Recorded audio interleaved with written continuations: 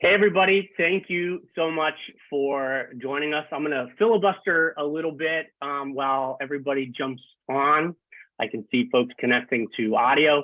My name is John Neuer. I'm with PA Schools Work, and we really appreciate you taking time out of your busy schedules to be with us tonight to talk a little bit about school funding in Pennsylvania and why school funding is so important. We have some incredible educators who are with us who all had very busy days already, and now they're taking more time out of their day to be with us, so we really appreciate that.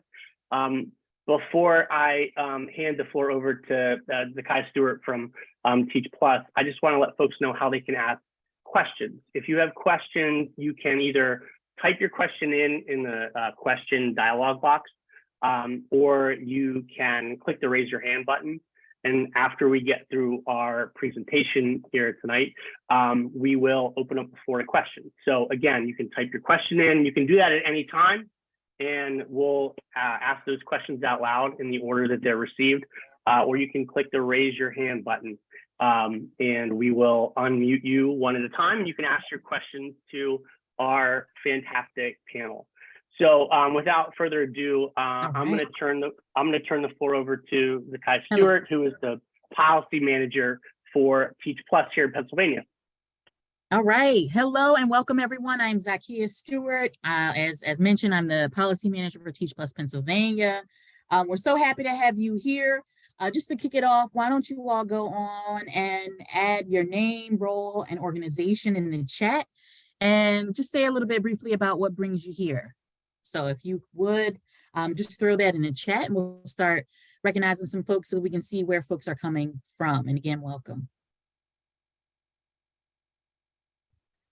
Right, let's see so far who's here.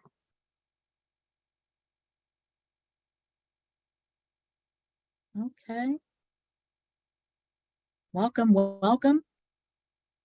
All right, so as far as our agenda goes for today, we are going to start it off getting into School Funding 101. So you can learn some foundational information about school funding, and that'll go from 6:05 to 6:20. And then after that, we're going to talk to some brilliant educators who did some work learning about how underfunded schools experience an inequitable system, and they're going to share some of their recommendations and their findings.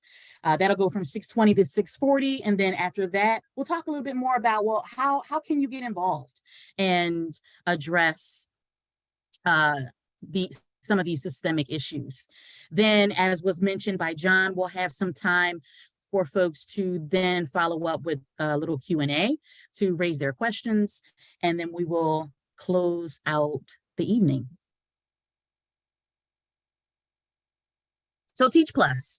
So Teach Plus, we are mission-driven, focusing on empowering excellent, experienced, and diverse teachers. Our focus is on teacher leaders, helping them harness their abilities, their skills and talents and gifts to raise issues around inequity, to advance equity and opportunity, and do so in a way that promotes student success for all students. Welcome, welcome. Great to see you, Nicole W. in the house. Kevin, welcome. Next slide, please. Hi there, and I'm Susan Sticka. I'm the Executive Director of Education Voters of Pennsylvania. We are a statewide nonprofit, nonpartisan organization, and our mission is to ensure that elected officials adopt and implement a pro-public education agenda. So we advocate for sound education policy, and we work to build and mobilize the public will to ensure that support for quality public education and an opportunity to learn for all students is a top priority for key decision makers. Delighted to be here with you. And I'll jump in for PA Schools Work. First of all, I will say the chat is open, by the way, now. Sorry, it was locked before. PA Schools Work is a coalition of organizations from all across the state in urban, rural, and suburban areas. We are made up of groups that represent teachers and other educators, parents, education advocates and community members. Our goal at PA Schools Work is to make sure that every child, no matter where they're from, no matter what zip code they're born in, that they have a public school, that they're able to attend a public school that has the funds necessary to help them succeed and reach their full potential. So our goals for today, we're going to start with understanding the basics of how school funding works in Pennsylvania. Then you'll hear about some findings and recommendations from a report based on focus groups with 100 educators across Pennsylvania. And you'll learn a little bit about what underfunding looks like and how that felt in their particular school settings. We'll also learn about what you can do. How can you get involved? And how can you make our school funding system better to ensure success for all students? All right, so we are going to kick it into, we're going to go start off with School Funding 101, and we are going to look at the state of the state. So you can go to the next slide.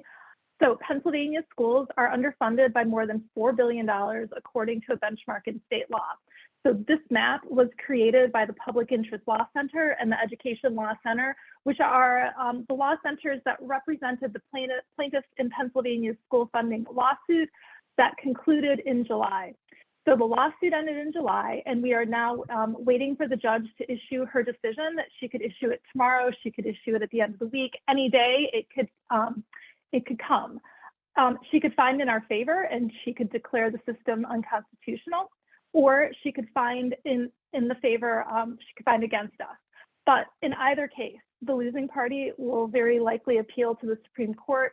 And right now, when we're done with talking about how schools are funded, I think we will all have a good, strong understanding of how broken the system is, and that there's no reason that the state legislature and our new governor cannot get to work to start fixing the system in January to build a school funding system that will be adequate, equitable, and constitutional, and that will meet the needs of all students.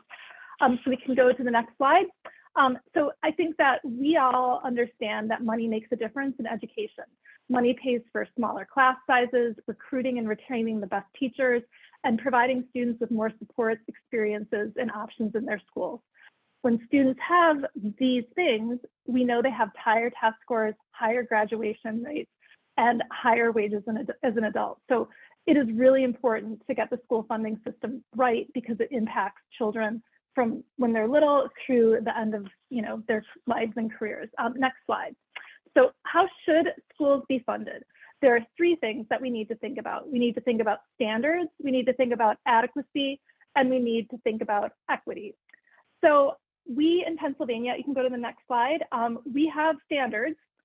The state has established them. And so everybody knows about the PSSA tests and the Keystone exams that students take in high school. So we know what we expect students to learn. The question is, do we actually fund schools so that teachers and educators in buildings have the resources they need? Well, if we go to the next slide, when we look at the issue of adequacy, in Pennsylvania, we find that schools are grossly inadequately funded. In Pennsylvania, the pie is just too small. No matter how it's sliced, there just is not enough money to ensure that all students have the resources that they need.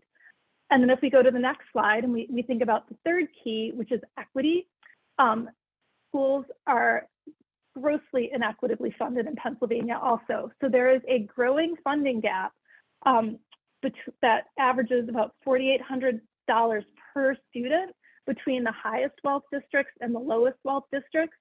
And so what that means is the students who are in the lowest wealth districts who need the most, they get the least. And unfortunately, this gap in Pennsylvania is continuing to grow.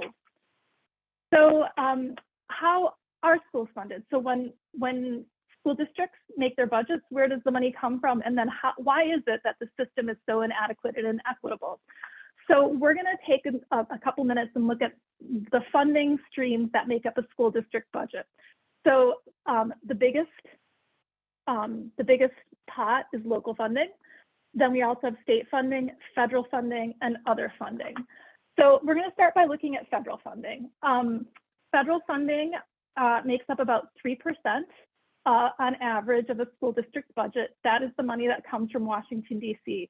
The largest pot of federal funding is Title I, and it provides financial assistance to schools with large numbers of low-income students to help ensure that they can meet their state standards. And it's based on a federal formula that actually counts low-income students. A lot of us know about the ESSER funding, that federal COVID relief funding. That was one-time funding, and that's all going to be gone in 2024. So that's something that helped and in the short term, but it is not a recurring funding stream. So 3% of the funding on average is federal. Next, we go to state funding. In Pennsylvania, we are ranked 43rd in the nation for the state share of funding for K-12 schools. Pennsylvania provides about 38% of what it costs to educate, to run the K-12 system. The national average is around 50%. So when the state's cheap, it means that school districts are very heavily reliant on property taxes to fund their schools. And I think it's kind of intuitive that very wealthy communities are much more able to raise property taxes or raise a lot of money, and communities that don't have a lot of property tax will struggle to raise the money that they need. And again, funding matters because we know that graduation rates are 20% higher in the highest wealth districts in Pennsylvania versus the lowest wealth districts. So again, so what does this underfunding mean? Then we go back to local funding. Then we go to the third is local funding, which is local taxation. Most of it comes from property taxes. School districts can enact small taxes on income, but that generally does not make up much of a school budget. So poor places have a harder time raising money, and some of the highest taxing districts in Pennsylvania are actually in the poorest communities. So just to recap that, what does it mean? So if we go to the next slide, school boards have a set amount of money that they can spend each year, and they're required to pass a balanced budget in June. So they get the money from all these different pots, they have to make decisions. And so when the state's cheap, they don't have everything that they need to fund the budgets that they would like to fund for children. And their only choices are to raise taxes, to forego necessary investments, or to make cuts. Next slide. And so in wealthy districts, again, the local tax base provides what people need, what they need, and they can have school districts that meet students' needs. Districts without a wealthy property tax base struggle to meet their needs, and students who need the most get the least. So we can move on to the next slide. So we talked about this funding gap. So we talked about how schools are underfunded. We know we're underfunded by $4 billion, and that varies in school districts. Some school districts are not underfunded by much. Some are underfunded by up to $4,500 per student. So what does it mean if you have a school district that gets $10,000 per student? You need $2,000 more per student. In a classroom of 25 students, you're underfunded by $50,000. That means like at least one support person that could be in that room with the teacher all day to help students is not there. And in a building with 20 classrooms, that is $1 million. And so what does underfunding look like? Next slide, it means cuts, it means schools that don't have music, it means art programs that are gone. That's something that we've seen over and over and over in Pennsylvania. Next slide. What would it mean if we closed our funding gaps? It means that we would have teachers and counselors to meet students' needs. We would have computers and STEM labs. We'd have school nurses and librarians. We'd have remedial help for learners. We'd have art and music programs for all students. Everybody could get like the opportunities and the education that they deserve if we can close this funding gap. So let's just talk a little bit about the state budget, see what we can do to help make sure that we're doing everything we can to get the state to do its fair share. So this is like a little, we're going to do some calendaring now so you can kind of think about your year. So the governor proposes his education and statewide budget in February. Now, because it's the first year of a new governor's term, Governor Shapiro is going to propose his budget the first week of March. At that point, school districts learn what they would receive with the governor's proposed budget. And then at that point, advocates need to start making the case for why their districts need the school funding. So next slide. So how do they actually decide in Harrisburg how much money schools get? As we saw, it's not based on any kind of metric that ensures that districts have the amount of funding that they need. There is no adequacy target that they're trying to reach. Instead, funding is based on available revenue and the priorities of the governor and the 4 caucuses, the House and Senate Republicans and the House and Senate Democrats. So the legislators, the governor introduces his budget, and then there are budget hearings for all the different departments in the government. Then legislators and the governors, they negotiate, they cut deals behind closed doors.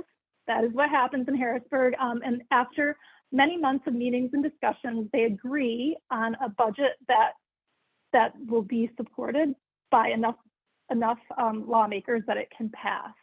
So funding is not based on what districts need or the services that will allow students to meet state standards. And every year the budget is supposed to be completed by June 30th, unless there is like some very odd year where there is like a big budget impasse. It's usually passed around that time. So next slide. So while they're in Harrisburg negotiating the budget, back in school districts, they are also doing their budgets. So in school districts, in January or February, a board will propose its preliminary budget that's based on their projected revenue. So they know that they have a pretty good sense of what they're going to be getting from local revenues. And then they start to think about property taxes. And so in February, boards have to vote if they're going to seek an exception from the Department of Education to increase property taxes above like a base rate that is allowed for all school districts. You can raise your taxes above this base rate if you have exceptional special education costs or pension costs or debt service. So these discussions are going on in school districts, but school boards have to pass a final budget before June 30th. So they don't know for sure what they're going to get from the state while they're negotiating their budget in their own district. And so that makes for some pretty interesting conversations on the local level. Next slide, please.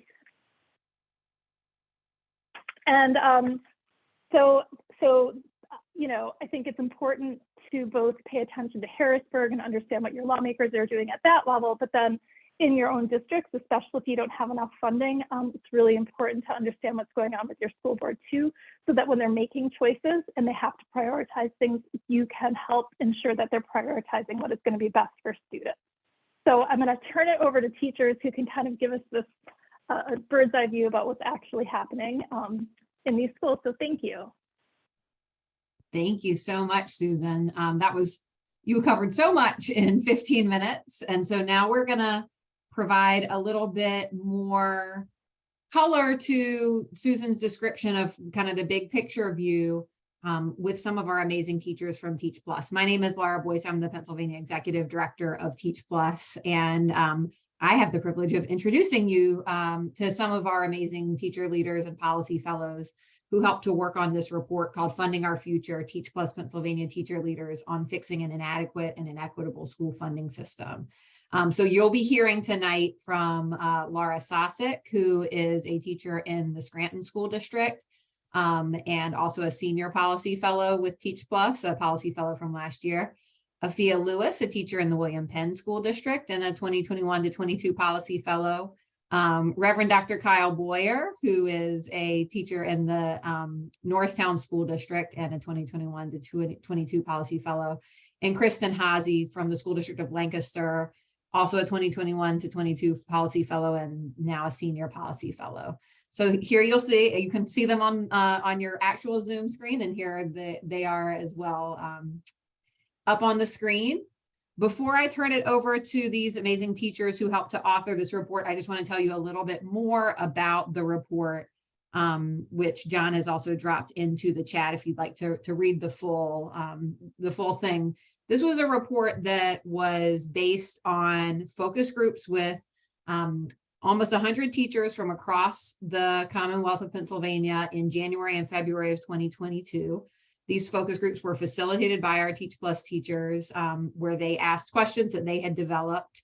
As you can see, we had a really diverse group of teachers who participated from all across the state. It was a little bit overrepresented in terms of underfunded districts intentionally, because we really wanted to understand what does it look like to be in an underfunded school district? What does it feel like? What are the concrete and tangible examples of how school underfunding affects the lived reality of teachers and students across Pennsylvania? And so teachers responded to both closed and open-ended questions, both orally and through a written survey, asking them to rate and describe their level of satisfaction with their school's resources in a bunch of different categories. And from that, our teachers analyzed all of the data and developed this report. So I'm going to turn it over to Laura Sosik to share the first of 4 findings. Thank you, Laura, and thank you to everyone for joining us tonight. My name is Laura Sosik, and I'm a 2nd grade teacher in the Scranton School District and a Teach Plus Pennsylvania Senior Policy Fellow. Participating in this research was very important to me, as underfunding affects the students and teachers in my district in countless ways. The Scranton School District is underfunded by just over $4,000 per student. Our research was conducted with the intention to personalize the data, including how state underinvestments affect mental health and well-being. The findings were clear. Underfunding has devastating effects on student and teacher mental health. 73% of teachers in our focus groups reported dissatisfaction with the resources their district is able to provide for student and teacher mental health. In fact, when asked to select the areas they would prioritize for additional funding, 57% of teachers in our focus groups chose funding for mental health supports as one of their top 3 priorities. In our focus groups, teachers described a few ways mental health is affected by underfunding. First, underfunded schools lack sufficient mental health professionals. This is especially harmful at a time when the impact of COVID-19 on mental health in children and young people is profound. While the American School Counselor Association recommends a 250-to-1 ratio of students to school counselors, 12 teachers from our study reported double to quadruple that ratio. For schools that contract externally with mental health providers, teachers are finding long waiting lists of 6 to 8 weeks for services to begin. Underfunding also sends our students a negative message regarding their own worth, value, and potential. If students' mental health needs are not addressed, research suggests that schools will see increased rates of absenteeism, bullying, school violence, and self-harm. Additionally, the relationship between mental health and student achievement is well documented. Students who are in crisis cannot learn. Underfunding of mental health services is affecting teachers as well. If teachers' mental health is also neglected, the ripple effects on teacher retention will be devastating. Teachers are burning out at a rapid rate, with many considering leaving the profession. One teacher in our focus group said, "We are in desperate need of mental health and behavioral professionals. Students and staff are traumatized from the pandemic, and we can barely teach because we are constantly putting out mental health crises daily." In the wake of the pandemic, a lack of resources to address student and teacher mental health needs is one of the most critical ways in which underfunding is harming current and future generations. Teachers cannot teach and students cannot learn if their mental health is threatened. I'd now like to introduce Dr. Kyle Boyer, who will share insight on how underfunding is affecting Pennsylvania school facilities. As we know, school facilities are critical to learning. You cannot learn without an adequate school building. And in finding number 2, we found that underfunding leads to crumbling school infrastructure and facilities that create an unsafe learning environment for many of our students. I neglected to introduce myself. My name is Kyle Boyer, and at the time I was a 7th grade math teacher at Eisenhower Middle School in the Norristown Area School District, and I'm now the Dean of Students at Norristown Area High School. Our report found that 70% of teachers interviewed reported dissatisfaction with resources provided for their school facilities, and that 44% chose infrastructure as one of the top 3 priorities for additional funding. The teachers that we spoke with discussed not only crumbling buildings, but lack of water fountains, hot classrooms, and many different things that impacted their students' learning. They also reported the way that their students looked at themselves differently because of the buildings that they were learning in. So all of this let us know that if our schools were adequately funded, Their buildings would be properly secured. Their buildings would look good. Their buildings would feel good, and it would lead to increase in student achievement. I would now like to turn it over to the next colleague, who is, forgive me. Who's next? Afia. Afia Lewis, my colleague. Excellent, Afia guys. I Lewis. can't wait till we have the discussion after this. So underfunding hinders schools' ability to attract and retain sufficient staff to meet our students' needs. To be honest, one of the situations, I'm going to take it to what I'm experiencing right now, we don't have substitutes, right? We don't have substitutes. Anytime a teacher is absent from school, we have to split classrooms. And that leads to our classrooms being overcrowded. And there are so many students that are missing out when our classrooms are overcrowded. 61% of people reported dissatisfaction with our class sizes, right? So if you think about it, if a teacher is absent and both classrooms or all three teachers have 30 students apiece and a teacher is absent, we have to split those students. We have to split 15 and 15. So you're sitting in a first grade classroom with 45 students. And that's too many students in the classroom at once. 45 first graders. I know some of us are parents, and I promise you, having one first grader is enough sometimes.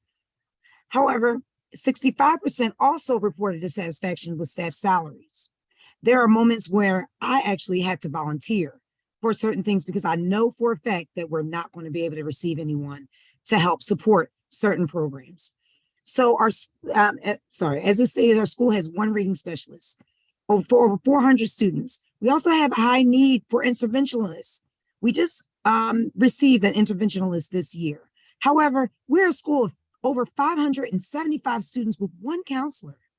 We need people, and our ability to be able to attract and retain teachers, we're absolutely wearing people out. Most of us have a tremendous amount of work that we have to do, taking on more than one responsibility that we have in our schools. I have access to be able to be the head teacher, a sixth grade math teacher, and still support in other spaces. But we need more people to be able to retain and keep teachers. We have so many mental health needs in our schools that our students are overwhelming sometimes to the teachers that are coming in. And then it's hard for us to be able to attract teachers or students that want to become teachers, because once they have the opportunity to see that and to see that, they think to themselves, oh no, I don't want any parts of that. I don't want to be bothered with that. Once they have the opportunity to see that we don't have enough resources, they don't want any parts of that. And that's not something that we would like to do here in our school district. I've been in the school district for 22 years and teaching for 22 years. And while I'm grateful to have my teaching position, the expectation is that I will be able to go to work and be able to have everything that I need to be able to support my students. There are schools in my school district that have experienced not having bathrooms that work at the upstairs, right? So that means that you have the elementary school that has over 300 students, and then you have to be able to take students downstairs. Our new teachers are not interested in doing things like that. They have to take over 150 students downstairs to use just the downstairs bathroom, where the other students still have to use the downstairs bathroom as well. So at this point, we need more teachers. We need more teachers. We need smaller classroom sizes, and we need to increase our salaries, because my salary absolutely, and my paycheck every week is not matching up to the amount of work that they get in the 8 hours that they have me at the school. At this time, I'm going to go ahead and pass this over to Kristen, my other policy fellow. Hi, thank you, Afia. Your presentation leads nicely into mine. My name is Kristen Hazy. I teach 3rd through 5th grade English as a second language for the students of the School District of Lancaster. And I'm going to talk about how underfunding limits academic opportunities and resources, and also hinders student learning and achievement. So if you look at the statistic that 55% of our participants chose academic supports as one of their top 3 priorities for additional funding, I think that speaks loudly to the fact that the specific issues that fall in this are the lack of support for students with special needs. In this, I'm talking about English language learners, students with disabilities, students who are struggling with reading and other academic challenges like the interventionists that Afia spoke about. And I'm also talking about outdated or insufficient instructional materials. So with the lack of support for students who have special needs, when buildings are faced with needs, such as there's one classroom teacher and then he or she has students with multiple levels of learning difficulties and limited support staff, it is an extreme challenge to get those students what they need during their school day. And as far as the outdated and insufficient instructional materials, when there are buildings that do have libraries but no librarians, or have materials that are outdated, that is a big challenge for teachers, support staff, and other people in the building to provide an equitable education for their students. So with that, I guess I turn it back over to Laura, who gives some recommendations. I'm gonna just introduce the recommendations, and Okay. then I think we'll have some of our teachers continue to build on those. I just wanted to note one thing that you're probably noticing, which is these findings are very interconnected, and these different factors all kind of build on each other. So, you know, the teacher shortages, for example, that we've been hearing a lot about across Pennsylvania and across the nation, are affecting all districts. But as Afia was talking about, and as we think about inequitable school funding, it's the underfunded districts that are hit the hardest by these staffing shortages because they have the fewest resources for salaries. They have the largest class sizes because they cannot afford as many staff. That then affects teacher mental health and might lead to more teachers leaving. And it's just a vicious cycle. So I just wanted to kind of comment on how these issues are so interconnected. After the 4 findings in the report, our teachers made 4 recommendations. And so I believe that Laura Sosik is going to share out the first recommendation from the report. Thank you, Laura. The first of 4 recommendations to policymakers considering how to reform our current school funding system is to increase state funding to meet districts' adequacy needs and reduce reliance on local wealth. Pennsylvania has a larger than average reliance on local property tax revenue to fund schools, which has had detrimental effects in our schools. A recent Research for Action report found a 13.3% difference in score between opportunities offered to white students versus students of color in Pennsylvania. In fact, Pennsylvania has the largest racial disparity in the nation, according to that analysis. A teacher from our study said, school funding should not be connected to zip code or real estate taxes. It further perpetuates a history of racism and contributes to wealth gaps and opportunity gaps we see today. The Pennsylvania Constitution guarantees the provision of a thorough and efficient education for all Pennsylvania students. For this to be true, the Pennsylvania legislature must establish adequacy as a benchmark and increase state funding to allow all districts to meet adequacy targets.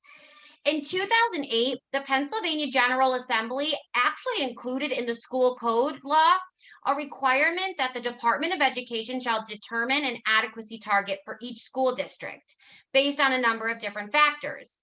However, the state has not calculated these adequacy targets in recent years or committed to an explicit goal of meeting these targets.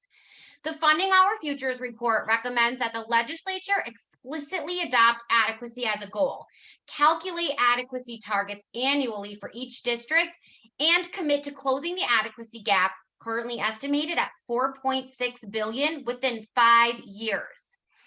It is suggested that Pennsylvania look to other states, such as New Jersey, North Carolina, and New York, for examples of how legislatures have, based on court rulings, revised school funding systems to address adequacy. I'd like to pass it over to my next colleague who will discuss the second recommendation.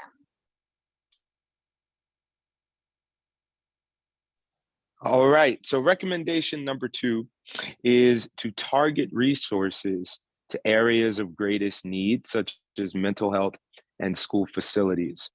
The top 3 areas prioritized by teachers our student and teacher mental health, student academic supports, and school facilities. And just to speak to a moment, for a moment rather, about the first one, I think we all recognize that, especially in light of a global pandemic, mental health is an incredible need in our schools.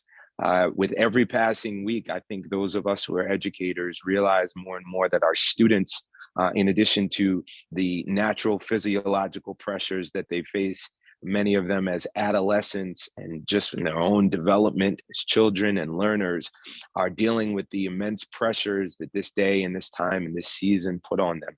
But compounding all of that is a global pandemic that for many of them left them out of schools for months.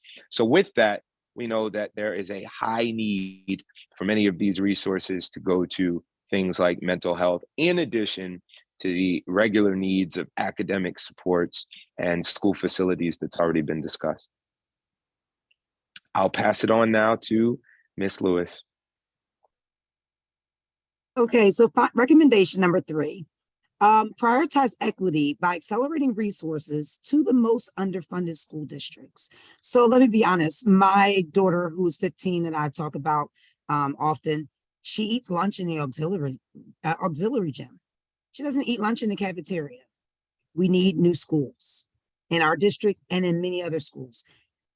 Consistently repairing these schools and trying to make them better, we need to literally build new schools.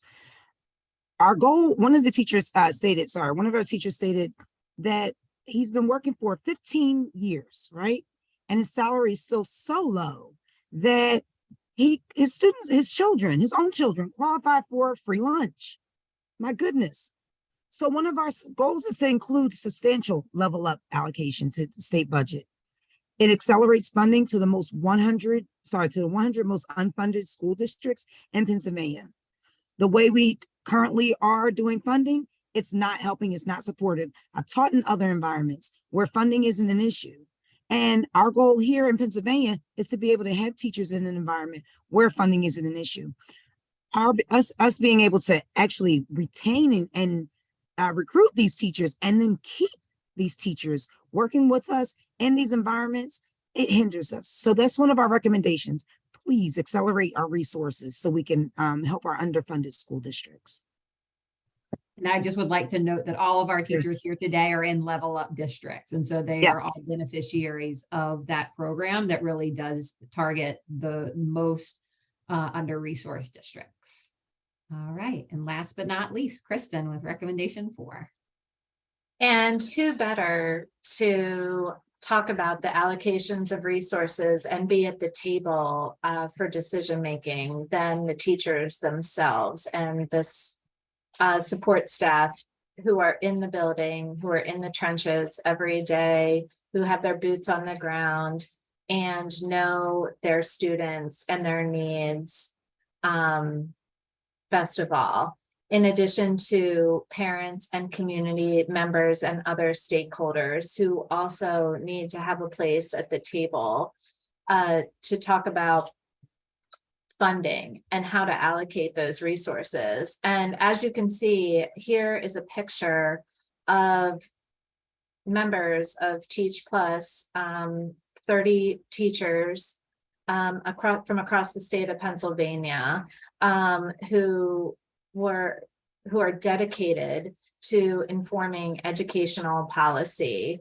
and bringing change. And so I would encourage anybody who knows a teacher who has a passion for policy and getting change done to become part of this organization. Thank you. Thank you so much to all of our teachers. We hope you read the report in full. We're really proud of the way it brought school underfunding to life. And we're going to now turn it back over to Susan. Hopefully you're feeling so fired up now that you can't wait another second to get involved in this fight to make this injustice right on behalf of our students and teachers. So Susan's going to tell us what we can do. Yep. So if you go to the next slide, so the top number one thing we need people to do.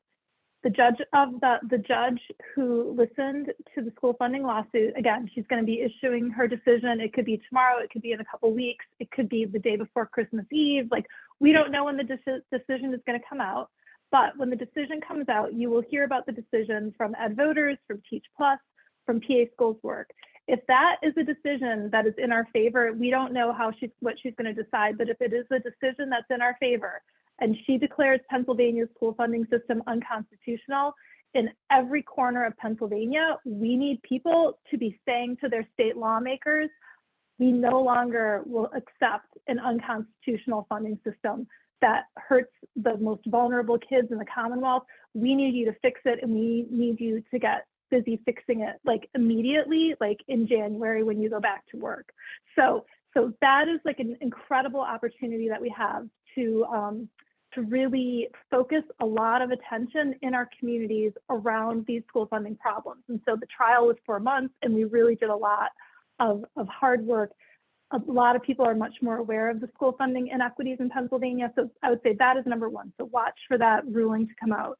And then just in general, it's good to build a relationship and to have people in your community building a relationship with their school board members and their superintendents, so that they understand at the school level, like what kids need, and in exactly what you were just talking about. Like, you all understand students' needs, teachers understand students' needs, and where money is best invested. And also, I think getting parents involved, which is, Ed Voters works with a lot of parents and community members, making sure that when school boards are going to be making decisions, sometimes it's really tough, but sometimes you need to do a property tax increase so that you can actually fund a couple extra positions and you're not making cuts. So I think that it's important to be engaged on the local level. It's also important to know who your state lawmakers are and to be talking to your state lawmakers. We're going to have, we redistricted last year. We have new people coming in. There's going to be a huge number of new lawmakers. I think over 40 new lawmakers in Harrisburg. They're coming in, and they're going to have people talking to them about so many different issues.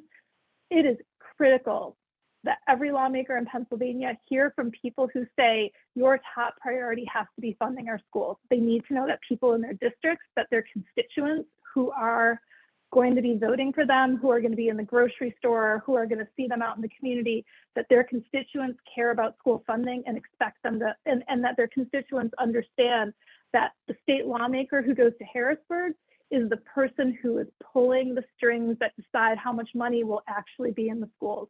Your school boards have so much control, it's pretty limited. It's in Harrisburg where they have like the real opportunity to invest in our kids. So you need to like know who your state lawmakers are.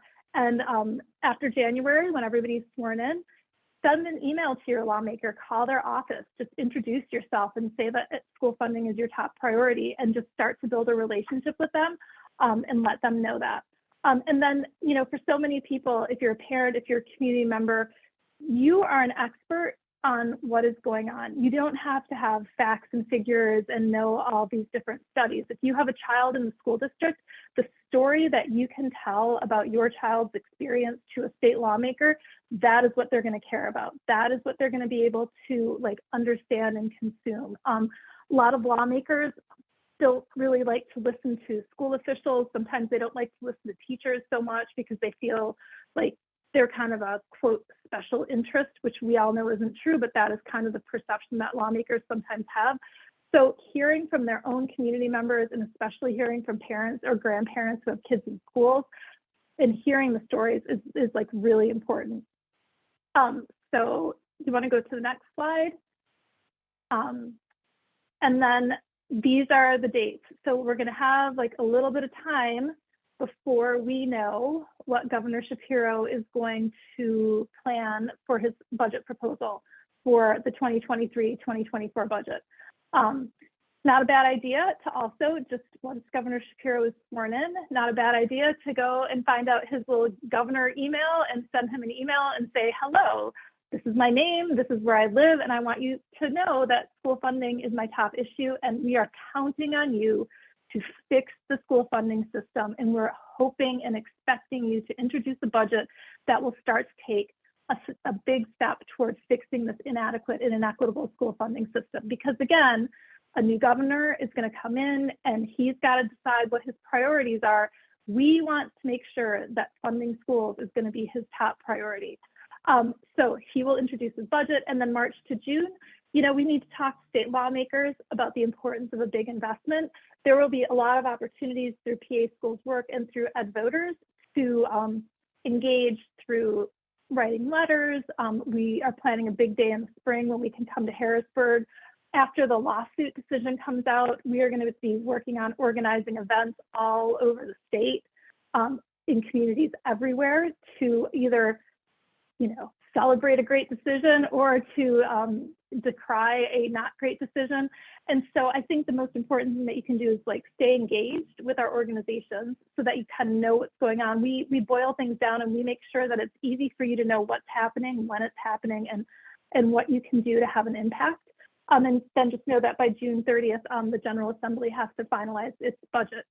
And then, you know, state lawmakers like their nice long summer break. So then they go off for the summer and then they don't come back until the fall. So really it's the March to June that's going to be a super important time for us this year.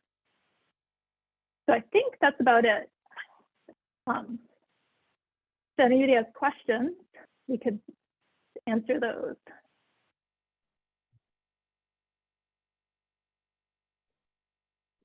Sorry, I was unmuting. All right, so a reminder, if you have questions, you can click the raise your hand button, or you can type your question in the Q&A dialog box. And let's see, we have a hand raised. All right, looks like Dana,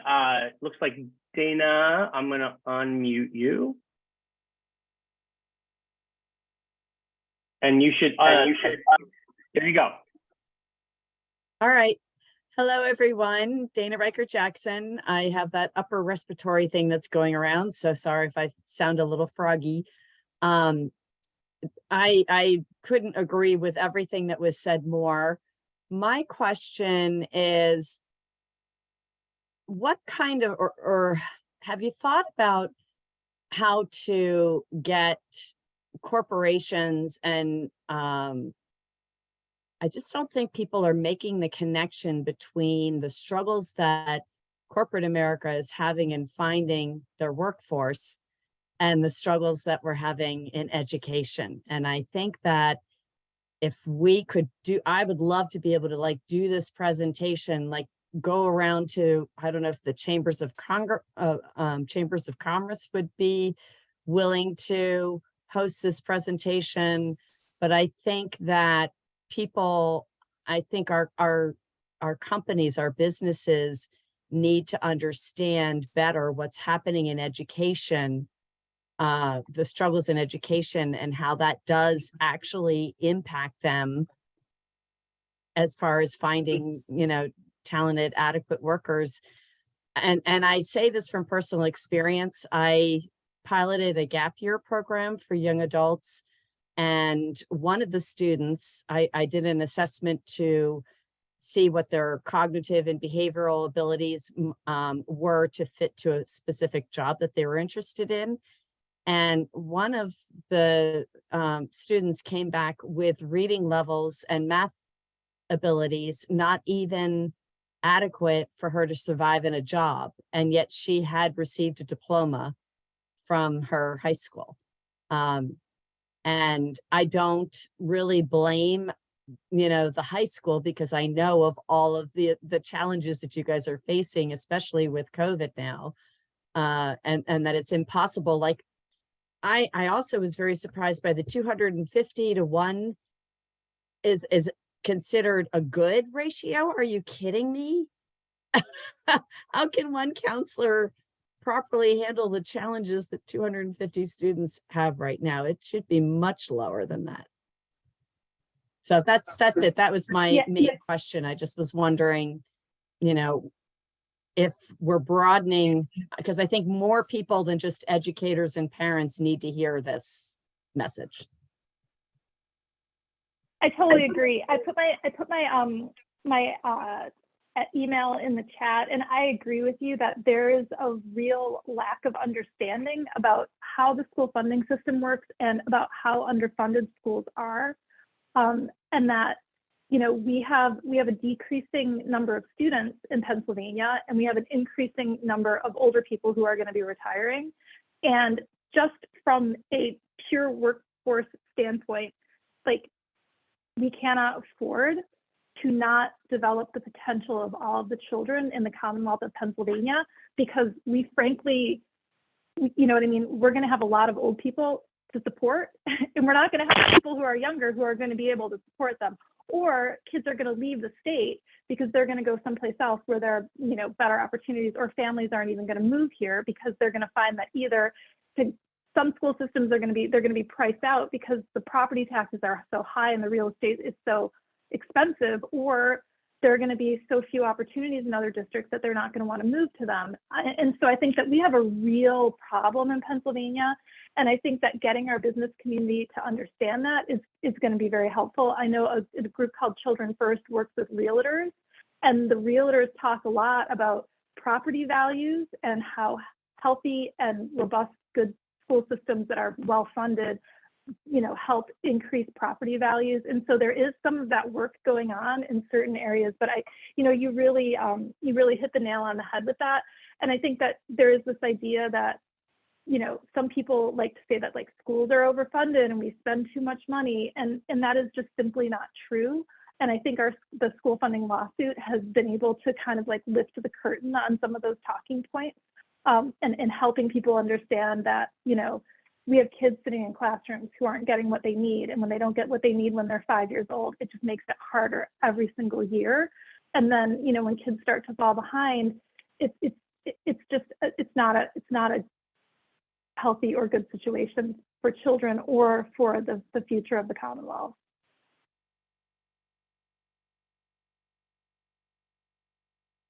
All right, so let's see, Nicole Miller, you also have your hand up. Thank you, Dana, by the way. Nicole Miller, I'm going to unmute you. Hi, good evening, everybody. This has been such a wealth of information. I actually had an opportunity to testify in Harrisburg as a teacher for the fair funding, in the fair funding lawsuit. It was a wonderful opportunity, very frustrating to hear what the other side has to say. And I think that the person who spoke right before me kind of hit the nail on the head for what I wanted to say. Like, when you look through the chat and look and see who's all here and who's all listening in and who's here, it's like we're preaching to the choir. And so how is it that we can get some, I don't know, other people, for lack of a better phrase, on board? Like, even some of the teachers and families and parents in the more affluent districts, for them to speak on our behalf. Like, how can we make that happen? Or even to get some of the lawmakers, policymakers in the buildings. Because sometimes it's not real until you see it. You can hear somebody talk about it all day long, but when you see it and actually experience it for yourself, then that's when it becomes real. And it's like, oh my goodness. Like, this is preposterous. And it's so crazy that I'm logging in today. This evening, my son, we're in the William Penn School District, and my son, and I teach there. I raised my children here. I went to school here, and we went to a game right up the road in Springfield. And to see the facility, to see 5 minutes away from where we are, to see their facilities, I was enraged, because I'm like, this is 5 minutes away. And so what message is that sent to our players? What message is that sent to our kids? It sends the message that you don't deserve this, maybe because you're brown. You don't deserve this because of, where you live, but only we deserve this. And so it gets in you deep. And then you have this inferiority thing going on, and you're wondering where it comes from. So I'm just wondering how we can bring on board other people other than us, who are here, like, who get it, like the people who don't get it. How can we bring them on board? That's my question.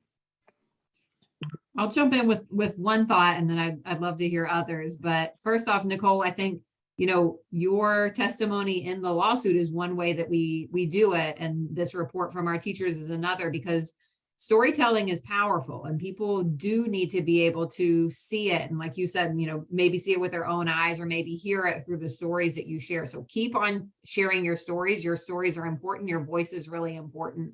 I think that you know, Dana's point as well of, we need to help people understand that it is in all of our interest for our schools to be well funded across the state. And it's not just if you have a child in an underfunded district. It's not just if you have a child, period. It's, you know, whether you are a small business owner, whether you are a taxpayer, whether you are a legislator who wants to see economic numbers go up and our unemployment numbers go down and our, you know, various social safety net programs get less expensive and our incarceration rates go down. All of these different things that we know are connected to having educational opportunity. I think we just need to continue to tell that story everywhere we go. But the more we can broaden our community of people who understand this. So, you know, Nicole, I hope you apply for the policy fellowship. We get you writing some op-eds and, you know, continuing to meet with legislators and do other things that are going to help to build public support and public awareness. Thank you so much. Hi, Nicole. I just wanted to add to something you said about bringing legislators into your classroom. You know, how do we get them in here to actually see it? I found, and many of my Teach Plus fellows have found, that if you invite them, they will come. You are their constituents and they often will come. So I recommend reaching out and asking your colleagues to do the same. That's I'm a going to great. bring every legislator to your classroom, Ms. Miller. Thank you, Ms. Lewis. Just a reminder for anybody that has any last questions, you can type those questions in the Q&A dialog box. You can click the raise your hand button. I'm filibustering again. While we wait to see if there are any last questions, I just want to say thank you again, especially to our teachers who are here, who are I come from a family of teachers. I myself could not do the job that you do. You are heroes, and you are especially heroes at 7:58 p.m. by the way, for being here with us and sticking it out after a really, really long day. So I want to give a chance to Laura, Susan, or any of the teachers with us to give some closing thoughts before we wrap up.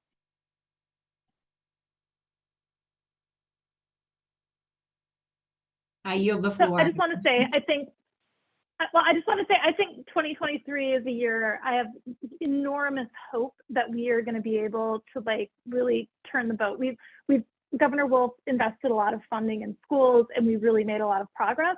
I think that we should all be really excited about what the possibilities are for 2023 and beyond. So I think just, you know, be ready to be engaged and be ready to follow along with what's happening, because I think we can do a lot of good work together.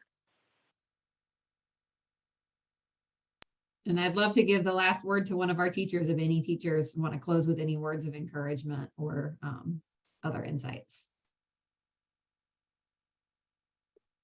Okay, get involved, right? Get involved with legislators, get involved with your friends. Speak this up at all of our holiday events that are coming up. I know I belong to a tremendous amount of organizations, and I absolutely will consistently continue to text them opportunities to get involved with Teach Plus, PA Schools Work, and Education Voters. So speak this up to everyone that you're talking to, everyone that you are involved with, because it's important that they are aware of the underfunding. And guess what? We might be able to come to your school district soon too. And I'd also like to encourage people to get engaged with people they might not typically get engaged with.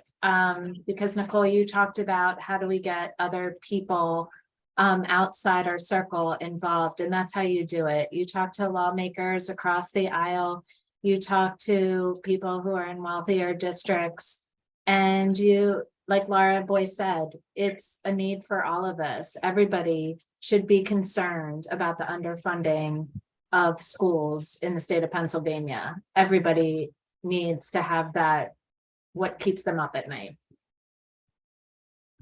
Yeah, and to what Afia just said, just to reiterate, there's a loud and boisterous minority of people who want to attack public schools and want to attack our fantastic teachers, and we can't let them drown out the vast majority of people who appreciate our educators so much and want to support them and understand that strong schools make strong communities. And so, but if we sit on the sidelines, they're the only ones that people hear.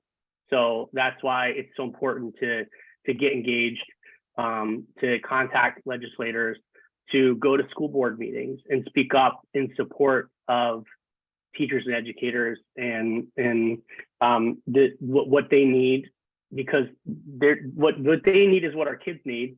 And so I think, you know, it's really important that we all make a commitment to really engage, not just sit on social media and click like buttons. And we need to show up. So because they show up every day for our kids, we need to show up for them. I want to make sure that folks saw that in the chat, a couple of people asked, we're going to share a recording of the webinar, some other helpful links, the report, we'll share the slides as well. So be on the lookout for that email coming in your inbox. Thank you all so much for joining us so late at night, especially to our great presenters.